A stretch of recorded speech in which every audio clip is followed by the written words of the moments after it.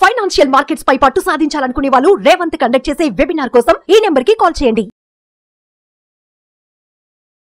నమస్తే, welcome to Suman TV. నేను విష్ణు. ప్రస్తుతంతో పాటు మార్కెట్ అనలిస్ట్ రేవంత్ చలమలా ఉన్నారు. వారితో మాట్లాడదాం. నమస్తే రేవంత్. నమస్తే అండి.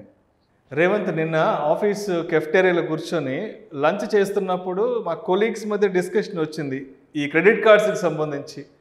ఏదో ఒక్కొక్కరు చెప్తున్నారు, నా క్రెడిట్ కార్డ్ బిల్ ఇంత వచ్చింది, ఇంత పే చేయాలి, అవుట్ స్టాండింగ్ ఇంత అమౌంట్ ఉందని మా కొలీగ్స్ మధ్య డిస్కషన్ వచ్చింది. సరే, ఒక కొలీగ్ నన్ను అడిగారు, విష్ణు నీ దగ్గర కూడా క్రెడిట్ కార్డు ఉంది కదా, నువ్వు కూడా వాడుతున్నావు కదా, నీకు ఎంత వస్తుంది క్రెడిట్ కార్డ్ బిల్ అన్నారు.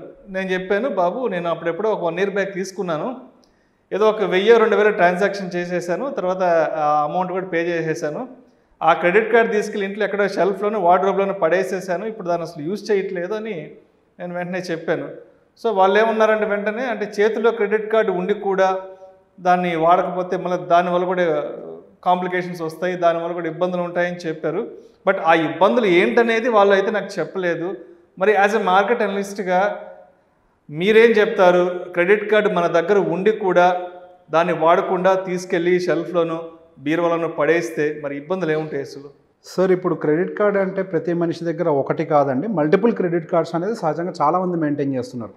అంటే ఇప్పుడు ఒక బ్యాంక్ అనే కాదు, ఇప్పుడు ఒక్కొక్క క్రెడిట్ కార్డ్ మీ చేతిలోకి వచ్చింది అని అంటే ఆటోమేటిక్గా అదర్ బ్యాంక్స్ నుంచి కూడా మీకు కాల్స్ వస్తూనే ఉంటాయి. లైక్ వాళ్ళు కూడా మీకు క్రెడిట్ కార్డ్ ఆఫర్ చేస్తామని. సో మల్టిపుల్ క్రెడిట్ కార్డ్స్ అనేవి మన చేతిలో కామన్గా వస్తూనే ఉంటాయి. సో ఇక్కడ చాలామంది ఏం చేస్తున్నారు, మీలాగే ఏదో ఒక క్రెడిట్ కార్డ్ని యూసేజ్లో పెట్టుకొని మిగతా క్రెడిట్ కార్డ్స్ని ఎట్లాగో ఫ్రీయే కదా, దానికి ఏఎంసీ ఏం లేదు కదా అన్న ఉద్దేశంతో లోపల పడేస్తారు, అవసరం ఉన్నప్పుడు వాడదాం అన్నవాళ్ళు. ఇది ఒక కేటగిరీ. ఇప్పుడు మీది ఒక కేటగిరీ, ఇంకో కేటగిరీ ఉంటుంది, మల్టిపుల్ క్రెడిట్ కార్డ్స్ ఉన్నాయి కదా అని చెప్పేసి ఎక్కువగా వాడేవాళ్ళు కూడా. సో మనం రెండింటి గురించి విడివిడిగా మాట్లాడదాం. సో ఫస్ట్ మనం దీన్ని ప్రాపర్గా యూటిలైజ్ చేయకపోవటం వల్ల ఉండే డిసడ్వాంటేజెస్ ఏంటో చూద్దాం. మల్టిపుల్ క్రెడిట్ కార్డ్స్ పెట్టుకొని వాడకపోవటం వల్ల మల్టిపుల్ క్రెడిట్ కార్డ్స్ అసలు మంచిదా కాదా? సో అన్ని విధాలుగా మనం ఒకసారి అనలైజ్ చేసి చూద్దాం. ఇప్పుడు మనం మల్టిపుల్ క్రెడిట్ కార్డ్స్ పెట్టుకొని కనుక వాడకపోతే, ఒకటే క్రెడిట్ కార్డు వాడితే మనకి ఏఎంసీ అనేది ఏదైతే ఉంటుందో, వాళ్ళ యాన్యువల్ మెయింటెనెన్స్ ఛార్జెస్ ఏవైతే ఉంటాయో వాళ్ళు దానికి కొన్ని కండిషన్స్ పెడతారు. మనం మినిమం పలానా ఇంత ట్రాన్సాక్షన్ చేస్తే ఏఎంసీ అనేది వేవ్ ఆఫ్ అవుతుంది, కానీ మనం వాడకుండా వదిలేస్తే ఏఎంసీ ఉండదు అనే conditions majority of the credit కార్డ్స్కి ఉంటుంది. అంటే మనకు తెలియకుండానే ఏఎంసీ అనేది యాడ్ అవుతుంది. మనం ఏంటి, ఆ క్రెడిట్ కార్డ్స్ వాడాం కాబట్టి వాటిని ట్రాక్లో కూడా పెట్టాం. వాటిని ట్రాక్ చేయకపోతే ఏమవుతుంది, ఆ ఏఎంసీ అనేది యాడ్ అవుతుంది. మనం ఆ ఏఎంసీని ఫస్ట్ వాళ్ళు ఇచ్చిన టైం పీరియడ్లో, మనకు 30 days 15 days టైం ఇస్తారు కదా, ఆ టైం పీరియడ్లో పే చేయకపోతే మళ్ళీ దానికి లేట్ ఫీ పడుతుంది, దానికి ఇంట్రెస్ట్ పడుతుంది, దానికి జిఎస్టీ పడుతుంది. సో మనకి తెలియని ఒక చిన్నపాటి ఏఎంసీఏ, అంటే ఒక 500 రూపాయల ఏఎంసీ దాదాపు 2-3 వేల రూపాయల వరకు కూడా ఫైన్లతోటి యాడ్ అవుతూ పోతూనే ఉంటుంది. సో ఇదొక బాధ. రెండోది, మల్టిపుల్ క్రెడిట్ కార్డ్స్ పెట్టుకొని ఒకటే వాడటం వల్ల ఈ యూటిలైజేషన్ రేషియో అనేది కూడా ఒక ప్రాబ్లం అవుతుంది మనకి. ఇప్పుడు ఫర్ ఎగ్జాంపుల్ మీ దగ్గర 1 లక్ష రూపాయల క్రెడిట్ కార్డు ఉంది. మీ మంత్లీ ఎక్స్పెండిచర్ అంతా కూడా ముందు మీరు క్రెడిట్ కార్డ్ నుంచి పెట్టేసి తర్వాత కడుతున్నారని అనుకుందాం, బిల్ జనరేట్ అయిన తర్వాత.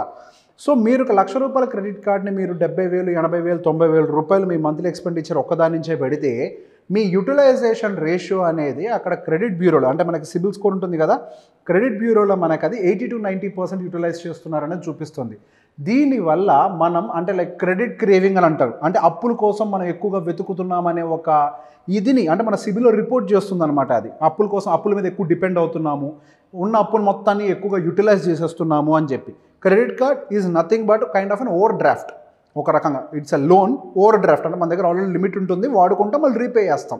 అటువంటిది ఈ క్రెడిట్ కార్డ్ అనేది. ఎంత ఎక్కువ వాడితే మన ఫినాన్షియల్ బిహేవియర్ అంత బాగాలేదని చూపిస్తుంది. దాని బదులు మనకు ఉన్నటువంటి ఒక 3-4 క్రెడిట్ కార్డ్స్ ఏవైతే ఉన్నాయో వాటన్నిటిని కూడా కేటగరైజ్ చేయొచ్చు. అంటే మనకి గ్రాసరీస్ అండ్ ఫుడ్ రిలేటెడ్ మొత్తానికి ఒక క్రెడిట్ కార్డ్ని డెడికేట్ చేస్తాము, ఎంటర్టైన్మెంట్ పర్పస్ మొత్తానికి కూడా ఒక క్రెడిట్ కార్డ్ని డెడికేట్ చేస్తాము, ఈ కామర్స్ మొత్తానికి కూడా, అంటే ఆన్లైన్ షాపింగ్ మొత్తానికి కూడా ఒక క్రెడిట్ కార్డ్ని మనం డెడికేట్ చేస్తాము. సో ఇక్కడ మనకి ఏమవుతుంది, ఈ యూటిలైజేషన్ రేషియో అనేది బిలో 40కి మెయింటైన్ అవ్వడానికి ప్రాబబిలిటీ ఉంటుంది.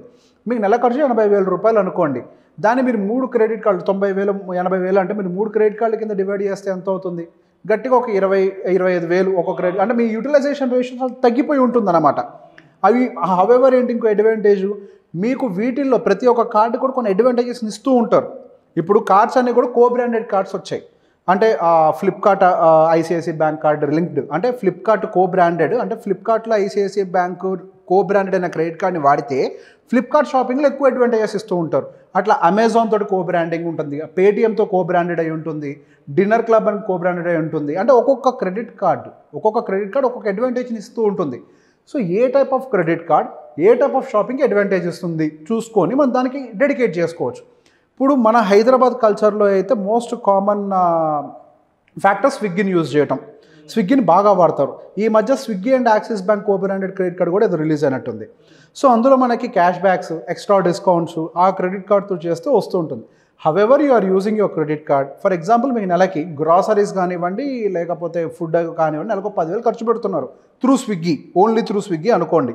మీకు అందులో వాళ్ళు ఒక 10% extra through cashback, through extra discounts మీకు ఇచ్చారనుకోండి, మీరు 1000 రూపాయలు సేవ్ చేసిన వాళ్ళు అవుతారు.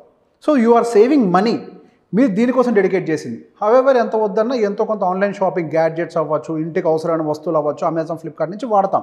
దానికి కో బ్రాండెడ్ క్రెడిట్ కార్డ్ యూస్ చేసినందుకు ఎక్స్ట్రా 10%, 15% డిస్కౌంట్స్ వస్తూ ఉంటాయి. సో మనకి ఎక్కడెక్కడ ఏవేవి అడ్వాంటేజెస్ ఉన్నాయో చూసుకొని వాటి కోసం మనం డెడికేట్ చేసి యూజ్ చేయడం వల్ల డబ్బుని సేవ్ చేసిన వాళ్ళం అవుతాం. వాళ్ళు వేసేటువంటి ఏఎంసీని కూడా పే చేయకుండా మనం తప్పించుకున్న వాళ్ళం అవుతాం. సో ఇప్పుడు ఒక కేటగిరీ చెప్పా, ఉన్న వాళ్ళను జాగ్రత్తగా ఎలా వాడుకోవాలి అని.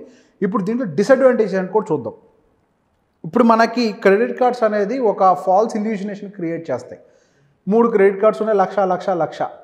మనకేమనిపిస్తుంది కొంతమందికి ఏంటంటే నా దగ్గర 3 లక్షలు ఉన్నాయి, నేను మొగాన్ని ఎక్కడికి వెళ్ళైనా ఏ ఖర్చైనా పెట్టగలుగుతా. నీ జీతం 50,000 ₹1,00,000 ఉండొచ్చు, నీ దగ్గర ఉన్న క్రెడిట్ కార్డ్ 3 లక్షలు చూసి ఒక ఫాల్స్ ఇల్యూషనేషన్ క్రియేట్ అవుతుంది మనకి ఫినాన్షియల్గా. మా దగ్గర చాలా డబ్బులు ఉన్నాయి, ఐ కెన్ స్పెండ్ అని చెప్పి.